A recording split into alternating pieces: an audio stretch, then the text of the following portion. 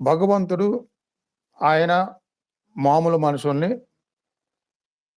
ఈ విశ్వానికి సంబంధించిన దానికి ఏం చేస్తే నాకు ఇష్టలు, ఏం చేస్తే విశ్వంలో వాళ్ళ బాధ్యత అనేది చెప్పాడు భగవద్గీతలో. అది నేను చేస్తాను, అది నేను చేస్తాను అనే ప్రతిజ్ఞ మనసులో పెట్టుకోవాలి.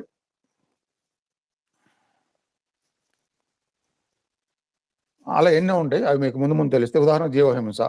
జీవహింస అనే దానికి కూడా మళ్ళీ ఏది జీవహింస, ఏది జీవహింస కాదు.